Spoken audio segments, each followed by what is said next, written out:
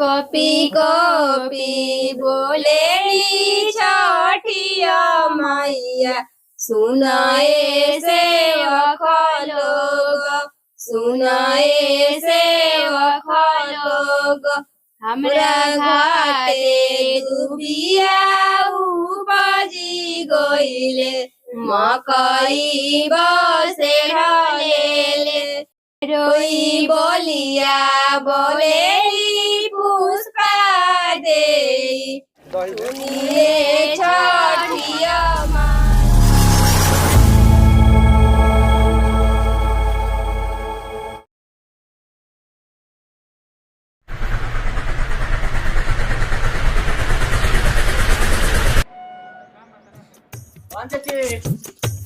हाय आगू ने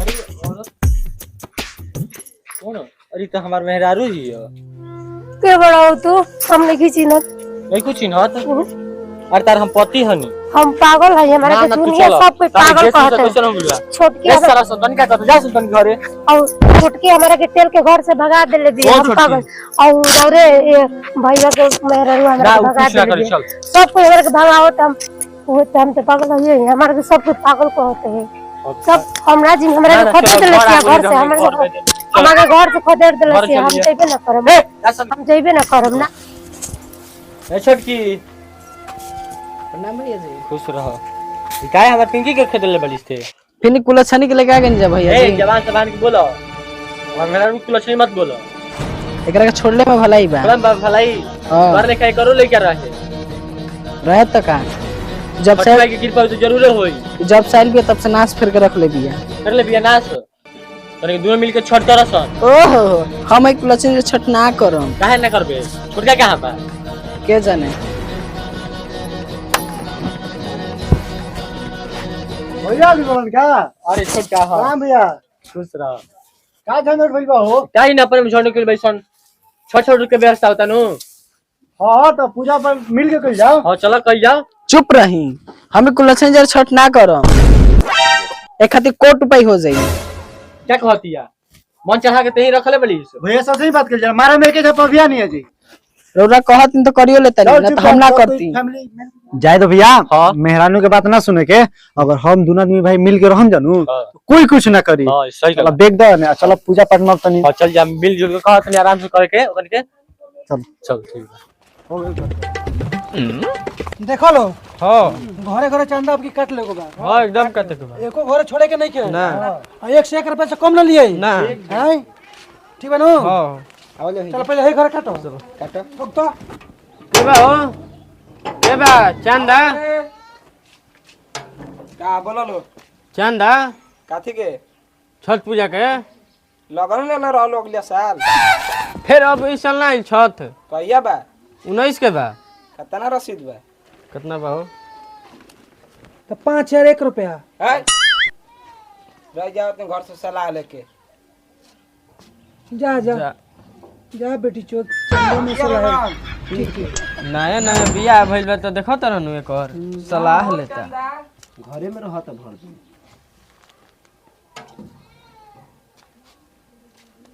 हां डालो पर्ची डालो पर्ची दे दो पर्ची का देवे के नाम में लिखा गुल तार लिखा गुल बता हार लिस्ट में डालो घपोटन 5,000 हो तो आप कितना ले बोलो कनाच कर बोलो 10,000 लेके ठीक है बा चल आगे चलो चलो तो हई हम रखल तनी ना हम रकम साला परसल ते ही रखल रही सुनो अब क्यों हम रखल तनी दे ना हम रखी हमारा भी रहेला ठीक रहेला साला परसल का 500 रुपए पीबू इनु हां परसल के 500 बचा रहा है का कोइलस तने पूछला सर रे ना ठीक है ना चल फलवा करे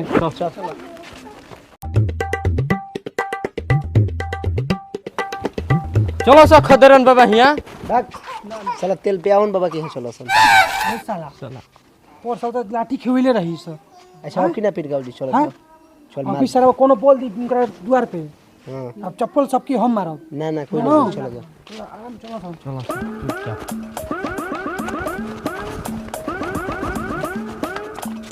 बाबा बानी तेल पियावन बाबा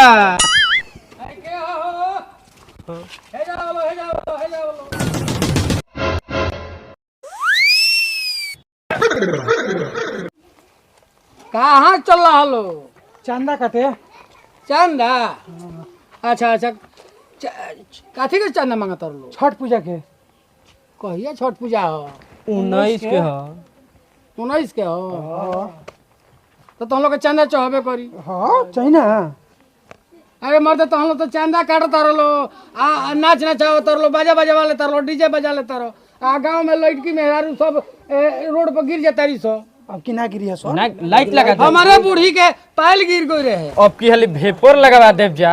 हाँ तो भेपर लगावे को होई, आ हर गली साफ होके के चाहिए, तब चंदा दे, आ ना तो ना दे। ना हो जाई 10,051 रुपए का रसीद बा। 10,051 रुपया। रुपया? हाँ ई ढेर नहीं के लागत हो? ढेर बा। ये तो कमे बा। 15 बरिस मुखिया ही रहनी का कोई नहीं चंदा ना दे में जा। आहो तो हई हई बहानी बना लो। अच्छा नु अब मान लो कि हई हई धर लो, एगो हई सिक्का ले लो, हई एगो सिक्का ले लो, आ हमारा कहाँ से 5,000 रुपया और ले ली हो। 5,101 रुपया देता नहीं हो गई नू। धर लोग थोड़ी देर में आज है बबुआ के तू के लड़का हवा हो? राम खिलावन चाचा के। हाँ, चाचा के? अरे सब बाबूजी के होला, तू चाचा के लड़का हवा? चाचा नु नाम धर रहे। अच्छा चाचा के। ठीक ठीक ठीक ठीक ठीक। लागो तो सरवा की चाचे के लइका हो अपना।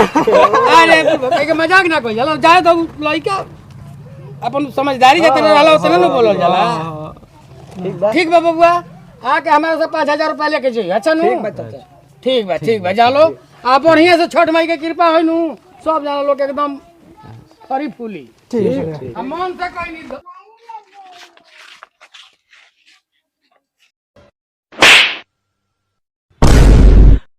पहले ये बताओ सर, लौंगी कौन मरल सर? भाई हम ना मोनियो।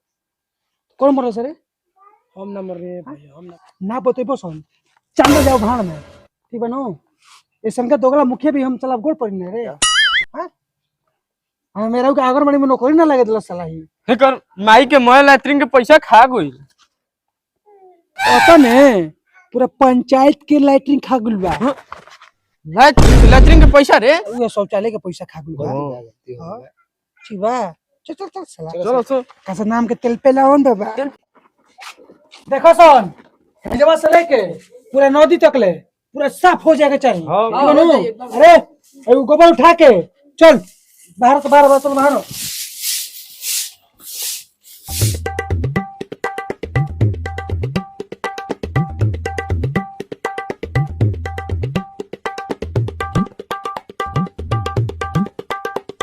भैया हम दौड़ा ले तनी तू ऊख ले लो।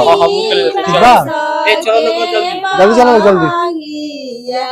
बहंगी लचकत जात, बहंगी लचकत जात, पेनना मुके सिंह पियरिया, दौरा घाटे चहु पाय, बहंगी घाटे कति जा, का चाही बास के बहंगिया, बहंगी लचकती जा, पेनना रोशन सिंह पियरिया, दौरा घाटे चहु पाय, बहंगी लचकत जा, बहंगी लचकत जा,